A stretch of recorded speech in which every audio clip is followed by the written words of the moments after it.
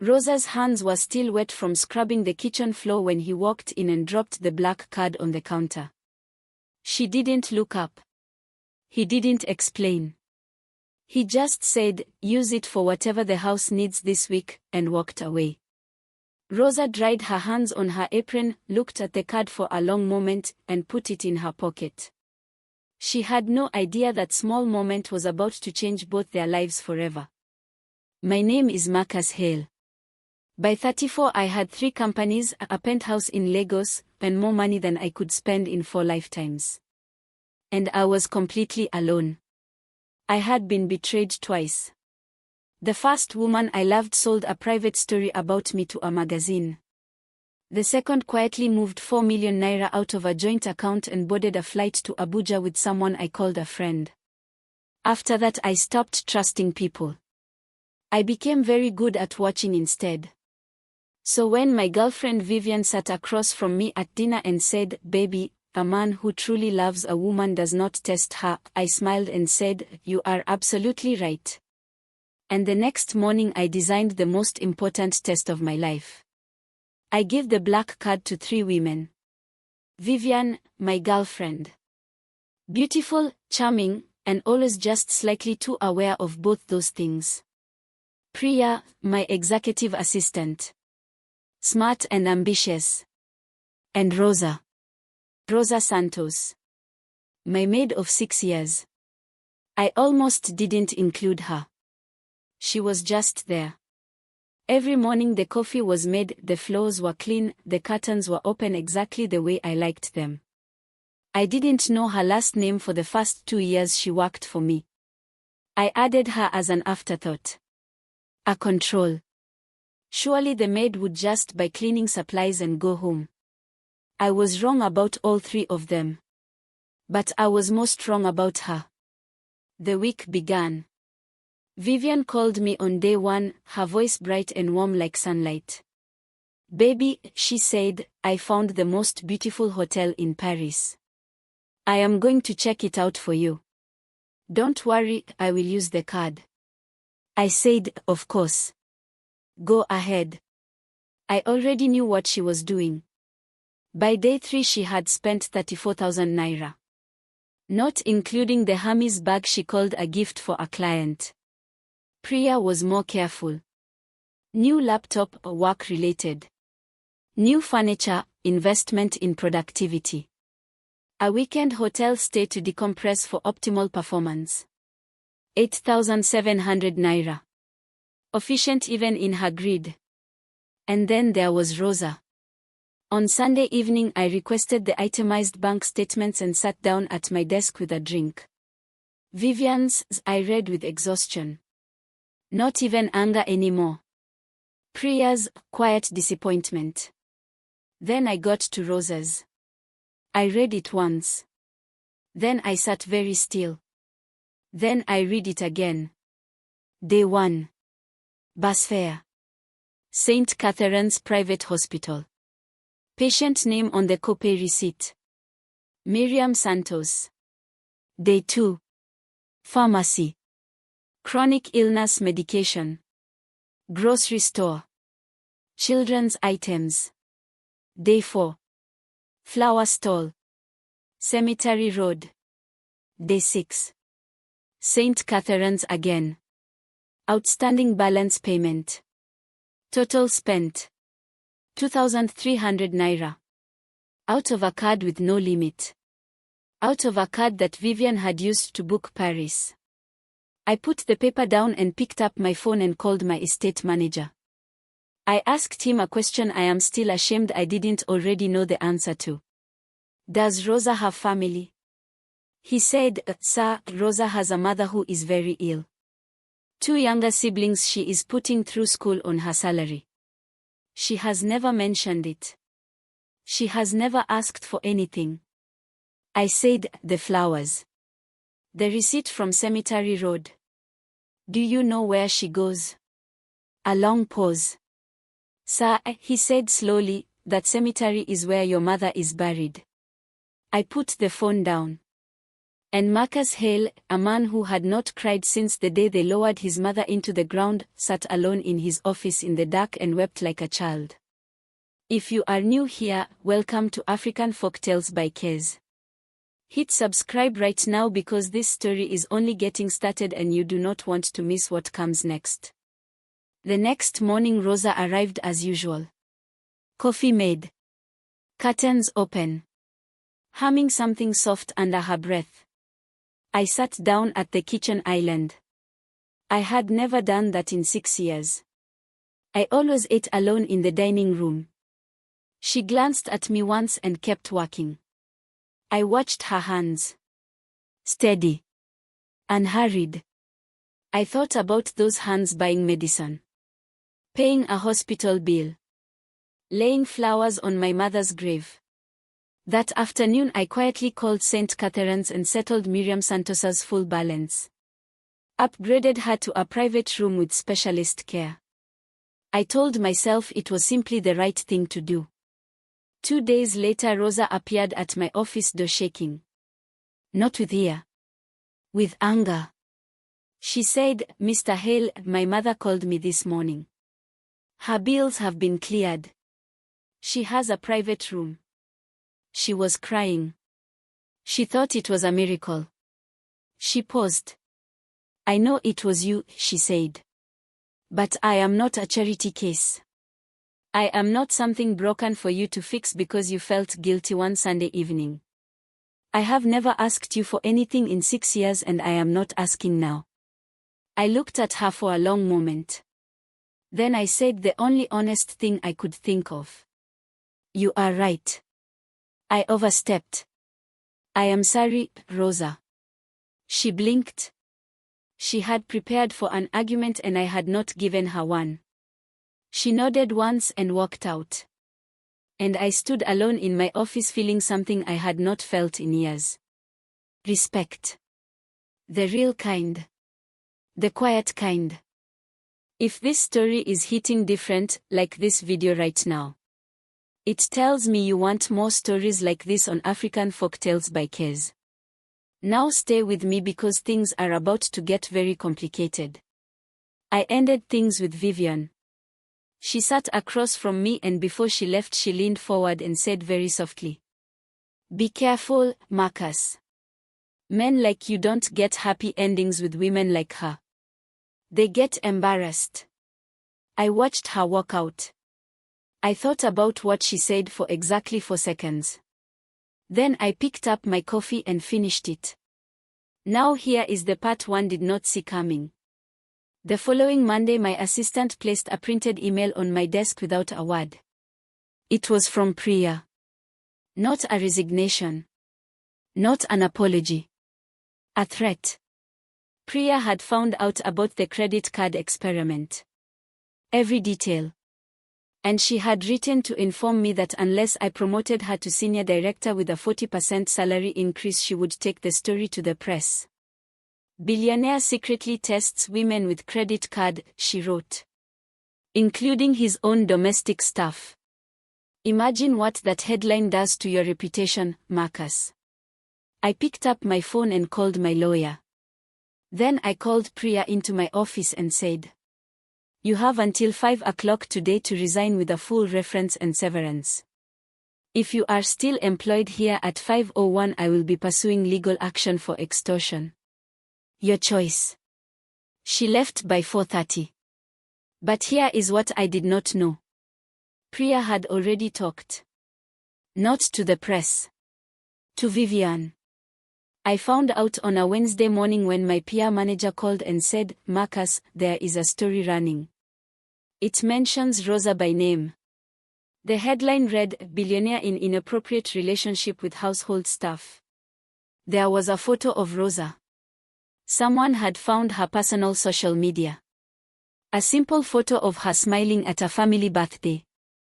Young and happy and completely unaware it would one day be used to humiliate her. I got home to find photographers outside the gate. Rosa was in the kitchen. Her back was to me but I could see from the way she was standing that she already knew. Her shoulders too still. Too straight.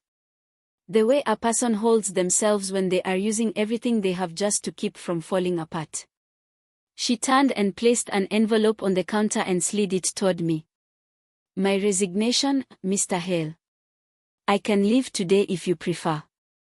I said, Rosa, I am going to fix this. She smiled. Not a happy smile. The kind that carries a long history of disappointment behind it. She said, not everything can be fixed with money. My name is on blogs this morning. My siblings called me before 7 a.m. My mother's nurse saw it on her phone. Her voice stayed steady through all of that. Then she said, I came here to work. I came here to earn a living. I did not come here to become a headline or a test subject. That last word. Test subject. She didn't know about the experiment. But the word still landed somewhere true and deep. She picked up her bag and looked at me one last time. She said, you are a good man underneath all of this, Mr. Hale. I hope you find what you are looking for. And she walked out. I stood in my kitchen and listened to the front door close. The coffee was still warm.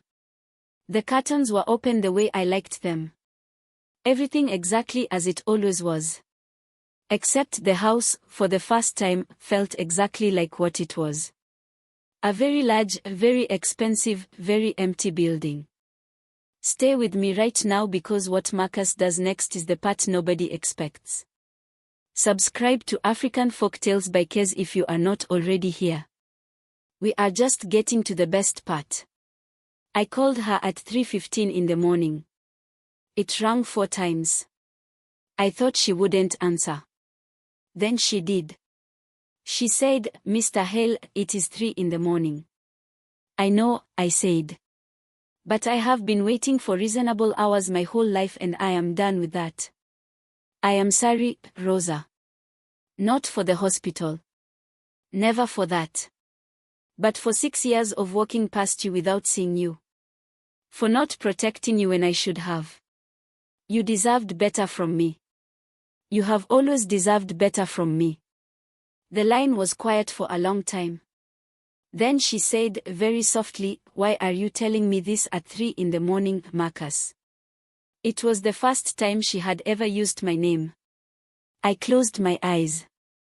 I said, because my house is empty and the only thing I keep thinking about is that you said I was a good man underneath all of this and I am trying very hard right now to prove you right. She was quiet again. Then she said, good night, Marcus. She hung up. But she didn't block my number. 3 weeks later my phone rang on a quiet Tuesday evening. It was Rosa.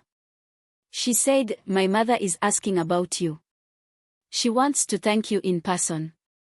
I said, I can come whenever Miriam wants. A pause. Then Rosa said, she also wants to know if you are the reason her daughter has been smiling at her phone at 3 in the morning. I laughed. Not a polite laugh. A real one. The kind I had not had come out of my own body in years. Rosa said quietly, there it is. I said, what? She said, I have worked in your house for 6 years and I have never had you laugh like that. I didn't know you could. I said, neither did I. I arrived at her apartment with nothing. No flowers. No plan. Just myself. And it was the most valuable thing I had ever shown up with. Miriam Santos was propped up on pillows. Thin but with eyes that were sharp and immediately amused. She said, so you are the billionaire who cried over a receipt. I laughed again. I sat in the chair by her bed and she took my hand and she said, my Rosa has never asked anyone for anything her whole life. She has only ever given. The question is whether you are someone she can also receive from. Not your money. You. Can you do that? I said, I am trying to learn how. She nodded slowly. Like that was exactly the right answer. Then she looked over my shoulder at Rosa in the doorway and said, he has kind eyes. I trust kind eyes. Rosa looked at the ceiling and shook her head, but she was smiling. Miriam passed 3 weeks later on a Friday morning. Rosa called at 6:45 and said nothing when I picked up. I said, I am on my way. I drove myself. No suit. No plan. Just myself again. When she opened the door, she looked undone. Not broken. Just human. The way grief strips everything back and leaves only the truest version of a person. I didn't say anything. I just opened my arms. She stood there for a moment. Proud. Uncertain. Then she stepped forward and I held her while she cried. The kind of crying that only comes when someone has been strong for far too long. I held on. I didn't try to fix a single thing. And sometimes staying is the only thing that matters. 3 weeks after the funeral, I went to the cemetery just after sunrise. I brought yellow flowers. The ones my mother always said were full of possibility. I walked up the path and stopped. Rosa was already there. Of course she was. Kneeling in the grass arranging yellow flowers in the vase at the base of the headstone. She had also placed a second bunch beside my mother's grave. For Miriam. She had brought her mother to rest beside mine. She heard my footsteps and turned. She saw the flowers in my hand. She looked at the matching ones in the vase. Something moved across her face that she didn't try to hide. I walked to the grave and placed my flowers beside hers. Then I turned to her. And I got down on one knee in the grass. I had no ring. I want to be honest about that. I kept getting distracted by something more important. The words. I wanted to get the words right first. I looked up at her and I said, "You loved my mother when I was too busy to. You came here every week for 6 years and prayed over her and brought her flowers and never told a soul because you didn't do it for credit. You did it because you are the kind of person who loves without keeping score." Rosa's eyes were filling. I said, "I don't have the ring with me. I have something better. The truth. And the truth is I have been looking for you my whole life without knowing what I was looking for. Rosa Santos, will you let me spend the rest of my life being worthy of you?" The cemetery was completely quiet. Then she said, very softly, "You could have just said you love me, Marcus." I said, "I love you, Rosa." She took my face in both her hands the way her mother had taken mine. She said, "Then yes. Obviously yes. Now get up off the grass before you ruin your trousers." I laughed. She was already laughing too. And right there between the graves of the two women who made us who we are, we held each other in the early morning light, and it felt like the most honest moment of my entire life. 1 year later, Rosa Hale launched the Miriam Santos Foundation, a non-profit covering medical costs for low-income families across the country. Families who have a Rosa of their own. Someone working themselves to the bone in someone else's house trying to keep their people alive. At the launch, I stood at the back of the room and watched her speak to 200 people. A woman beside me whispered, "Who is she?" I said, "The most remarkable person I have ever met." The woman said, "Is she someone famous?" I thought about a quiet woman on a bus crossing the city with a black card in her pocket, choosing medicine and flowers over everything else the world was offering her. I said, "She will be." And I meant every word. That is the end. And if this story moved you even a little, I want you to do 3 things right now. Like this video. Subscribe to African Folktales by Kez. And drop a comment below telling me which moment hit you hardest. Was it the receipt? The cemetery? Or the proposal with no ring? Tell me down below and I will read every single one. We tell the stories that stay with you. I will see you in the next one.